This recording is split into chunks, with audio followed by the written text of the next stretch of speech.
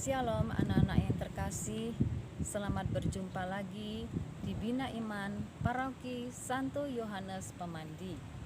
Minggu ini adalah minggu biasa ke-24 sekaligus BKSN dalam pertemuan yang kedua dengan tema Aku Solider dengan Sesama.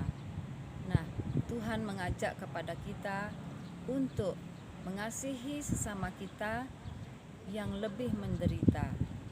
Ya, selamat mengikuti Bina Iman selanjutnya.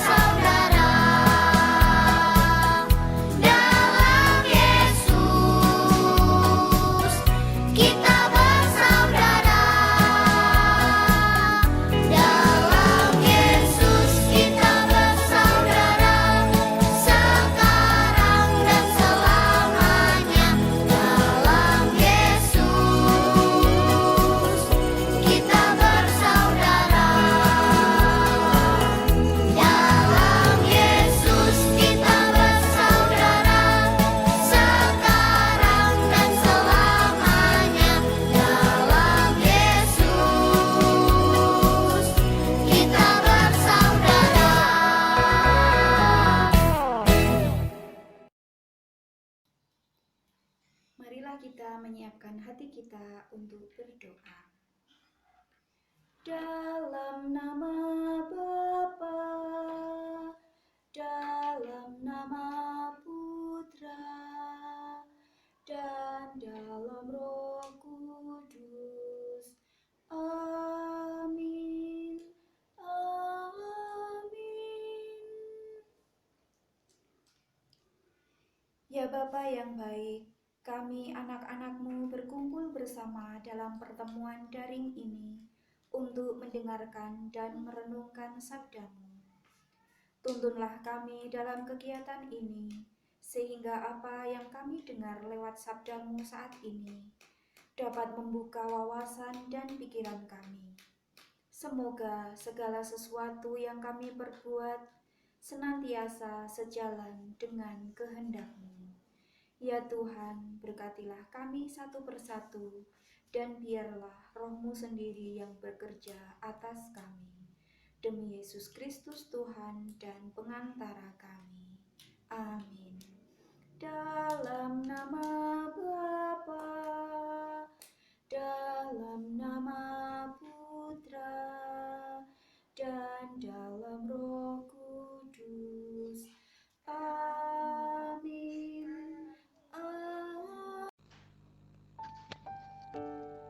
Penghakiman terakhir. Injil Matius bab 25 ayat 31 sampai dengan 46. Apabila Anak Manusia datang dalam kemuliaannya dan semua malaikat bersama-sama dengan Dia, maka Ia akan bersamayam di atas takhta kemuliaannya. Lalu semua bangsa akan dikumpulkan di hadapannya, dan Ia akan memisahkan mereka seorang daripada seorang, sama seperti gembala memisahkan domba dari kambing. Dan Ia akan menempatkan domba-domba di sebelah kanannya dan kambing-kambing di sebelah kirinya. Dan Raja itu akan berkata kepada mereka yang di sebelah kanannya, "Mari, hai kamu yang diberkati oleh Bapa-Ku, terimalah kerajaan yang telah disediakan bagimu sejak dunia dijadikan. Sebab ketika aku lapar, kamu memberi aku makan. Ketika aku haus, kamu memberi aku minum. Ketika aku orang asing, kamu memberi aku tumpangan. Ketika aku telanjang, kamu memberi aku pakaian. Ketika aku sakit, kamu melawat aku. Ketika aku di dalam penjara, kamu mengunjungi aku." Maka orang-orang benar itu akan menjawab Dia, katanya, "Tuhan, bila manakah kami melihat Engkau lapar dan kami memberi Engkau makan, atau haus dan kami memberi Engkau minum? Bila manakah kami melihat Engkau sebagai orang asing dan kami memberi Engkau tumpangan, atau telanjang dan kami memberi Engkau pakaian? Bila manakah kami melihat Engkau sakit atau dalam penjara dan kami mengunjungi Engkau?" Dan Raja itu akan menjawab mereka, "Aku berkata kepadamu, sesungguhnya segala sesuatu yang kamu lakukan untuk salah seorang dari saudaraku yang paling hina ini, kamu telah melakukannya untuk aku." Dan Ia akan berkata juga kepada mereka yang di sebelah kirinya, "Enyahlah dari hadapanku, hai kamu orang-orang terkutuk. Enyahlah ke dalam api yang kekal, yang telah sedia untuk iblis dan malaikat-malaikatnya. Sebab ketika aku lapar, kamu tidak memberi aku makan. Ketika aku haus, kamu tidak memberi aku minum. Ketika aku seorang asing, kamu tidak memberi aku tumpangan. Ketika aku telanjang, kamu tidak memberi aku pakaian. Ketika aku sakit dan dalam penjara, kamu tidak melawat aku." Lalu mereka pun menjawab Dia, katanya, "Tuhan, bila manakah kami melihat Engkau lapar, atau haus, atau sebagai orang asing, atau telanjang, atau sakit, atau dalam penjara, dan kami tidak melayani Engkau?" Maka Ia menjawab mereka, "Aku berkata kepadamu, sesungguhnya segala sesuatu yang tidak kamu lakukan untuk salah seorang dari yang paling hina ini, kamu tidak melakukannya juga untuk aku." Dan mereka ini akan masuk ke tempat siksaan yang kekal, tetapi orang benar ke dalam hidup yang kekal. Demikianlah sabda Tuhan.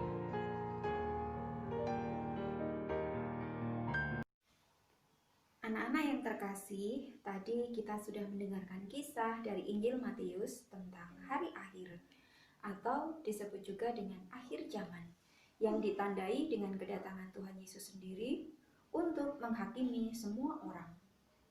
Saat itu, Tuhan Yesus akan mengutus para malaikat untuk memisahkan orang-orang baik dan orang-orang jahat. Tuhan Yesus mengumpamakan seperti gembala yang memisahkan kawanan domba dari kawanan kambing. Gembala itu akan menempatkan domba di sebelah kanan dan menempatkan kambing di sebelah kiri. Domba-domba itu digambarkan sebagai orang-orang yang akan masuk ke dalam kerajaan surga. Dan kawanan kambing itu digambarkan sebagai orang-orang yang akan dimasukkan ke dalam api yang kekal. Di sana mereka akan merasakan penderitaan. Lalu domba itu bertanya lagi, "Bagaimana kami bisa masuk ke dalam kerajaan surga?" Mereka bertanya, kriterianya apa sehingga mereka bisa masuk ke dalam kerajaan surga? Dan di situ Tuhan Yesus menjawab bahwa saat Tuhan kelaparan, mereka memberikan makan. Saat Tuhan haus, mereka memberikan minum. Saat Tuhan tidak punya baju, mereka memberikan pakaian. Mereka bingung lagi, kapan? Karena mereka tidak pernah merasa memberikan hal-hal itu kepada Tuhan secara langsung. Dan Tuhan menjawab bahwa apa yang telah mereka lakukan kepada sesama mereka, terutama yang membutuhkan, mereka telah melakukan untuk Tuhan Yesus sendiri. Nah, sekarang untuk kita, bagaimana anak-anak bisa tahu kapan Tuhan Yesus merasa lapar? Bagaimana anak-anak bisa tahu kapan Tuhan Yesus merasa haus? Dan kapan Tuhan Yesus perlu dikunjungi? Dan sebagainya. Anak-anak yang terkasih, Tuhan Yesus hadir melalui sesama kita, melalui orang-orang yang sedang merasa kesulitan, melalui teman-teman yang sedang sedih, melalui teman-teman atau orang-orang yang rezekinya masih tidak sebagus kita. Mereka perlu mendapatkan perhatian dari kita. Saat kita melakukan perbuatan baik kepada mereka, nah di situ kita melakukan untuk Tuhan Yesus sendiri. Satu contoh nyata dalam hidup kita di dunia ini. Kita bisa melihat contoh dari Ibu Teresa. Ayo, siapa yang tahu kisah tentang Ibu Teresa? Ibu Teresa pernah hidup dan karyanya masih berlangsung sampai saat ini. Nah, kita kembali lagi. Anak-anak mau menjadi kelompok yang mana? Menjadi kelompok domba atau mau menjadi kelompok kambing? Tuhan mengajak kita untuk masuk ke dalam kelompok domba. Anak-anak dan kita semua dapat memulainya dengan melakukan perbuatan baik kepada sesama yang membutuhkan pertolongan kita. Kita semua diajak untuk peduli terhadap sesama. Kita diajak untuk memiliki hati yang peka, berempati, mudah berbelas kasih kepada sesama.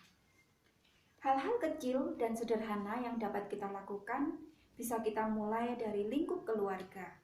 Misalnya dengan menyayangi adik-adik atau saudara, menyayangi kakak, sayang kepada ayah dan ibu, papa, mama, dan patuh kepada mereka. Contoh lain, kita bisa juga dengan mengunjungi teman yang sedang sakit dan mendoakan. Dan juga kalau misalnya kita bertemu dengan teman-teman, ada teman yang memiliki kekurangan atau mereka dengan kebutuhan khusus mereka, kita bisa berteman dengan mereka, melibatkan mereka dalam permainan kita. Selain itu, kita juga tidak perlu membuli teman-teman kita. Hal-hal seperti ini yang sering sekali terjadi di tengah-tengah kita. Kita tidak perlu ikut-ikutan menjadi seorang pembuli, dan itu sangat tidak baik. Selain itu, kita juga bisa memberi derma atau membagikan sebagian apa yang kita miliki kepada orang lain yang lebih membutuhkan. Anak-anak semua, marilah kita selalu memohon buah kasih karunia Allah, agar kita dapat senantiasa melakukan perbuatan-perbuatan baik. Dan hanya karena kebaikan hati Allah Bapa sendiri yang akan memberikan keselamatan bagi kita yang melakukan perbuatan-perbuatan yang benar. Tuhan memberkati kita semua. Nah, anak-anak sekalian, baru saja kita mendengarkan Injil Tuhan. Sekarang kita akan masuk dalam aktivitas. Kita akan membuat gambar tanda salib yang akan ditempeli dengan perbuatan-perbuatan baik kita. Misalnya, memberi bantuan makanan, memberi bantuan minuman, memberi pakaian kepada sesama kita yang membutuhkan. Nah, selamat mencoba ya.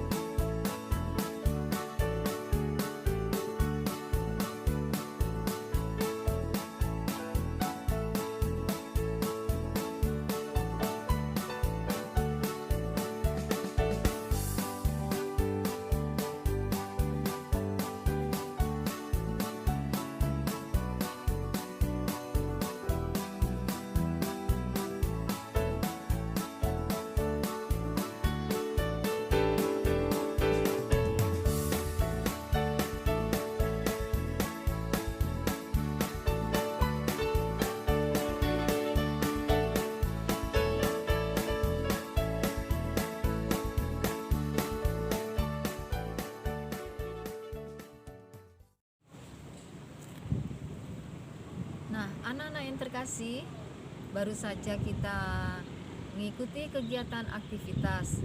Sekarang kita masuk dalam kegiatan aksi. Tuhan mengajak kepada kita untuk menerapkan sabda Allah dengan cara membantu orang tua kita, membantu sesama kita, teman-teman kita yang membutuhkan bantuan kita. Ya, sekarang kita akan melihat film berikut ini. Kalian pasti suka. Yuk. Yakinlah bahwa Badan Pimpinan akan melakukan apapun yang kami bisa untuk membantu saudara-saudari di berbagai daerah bencana ini. Kami sangat menyayangi kalian. Terima kasih karena sudah menonton laporan ini. Gimana ya kita bisa bantu? Iya ya. Oh, aku ada ide.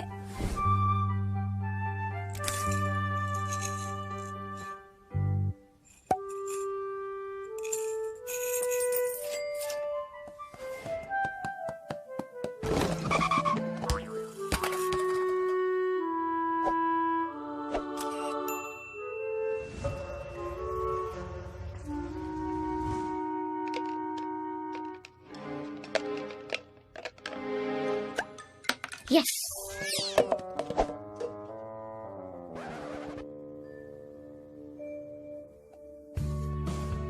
Ada apa sayang? Aku boleh kasih ini ke saudara Simon yang kena badai? Boleh dong. Hari Minggu kita taruh di kotak sumbangan ya. Jaringanku kosong. Gimana aku mau bantu? Ada banyak cara kamu bisa menolong mereka. Pertama, kamu bisa mulai menabung. Kedua, kamu juga bisa doakan mereka. Dulu waktu di bumi, Yesus juga suka menolong. Kalian ingat tidak? Yesus bilang apa waktu menolong orang yang kena kusta? Saya mau. Betul, dia mau berupaya menolong orang lain. Kalian juga seperti itu. Kalian buat papa mama senang.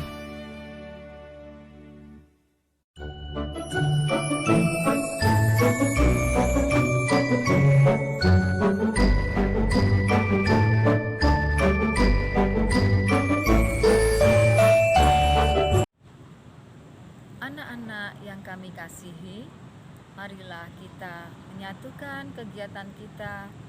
Kita mempersembahkan kegiatan kita minggu ini dengan berdoa Bapa kami. Teman-teman, mari kita doa Bapa kami. Dalam nama Bapa dan Putra dan Roh Kudus. Amin. Bapa kami yang ada di surga, dimuliakanlah namamu. Datanglah kerajaanmu. Jadilah kehendak-mu di atas bumi seperti di dalam surga. Berilah kami rezeki pada hari ini dan ampunilah kesalahan kami seperti kami pun mengampuni yang bersalah kepada kami. Dan janganlah masukkan kami ke dalam pencobaan, tetapi bebaskanlah kami dari yang jahat. Amin. Dalam nama Bapa dan Putra dan Roh Kudus. Amin.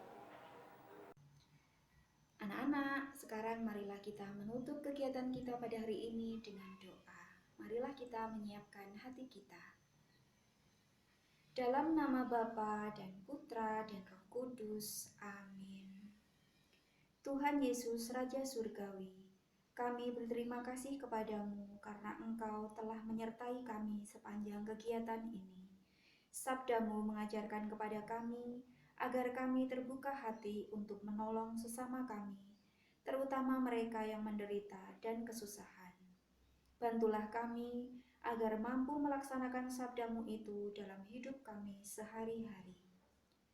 Sekarang marilah kita bersama-sama dengan penuh kerendahan hati, kita memohon berkat dari Tuhan dalam nama Bapa dan Putra dan Roh Kudus. Amin.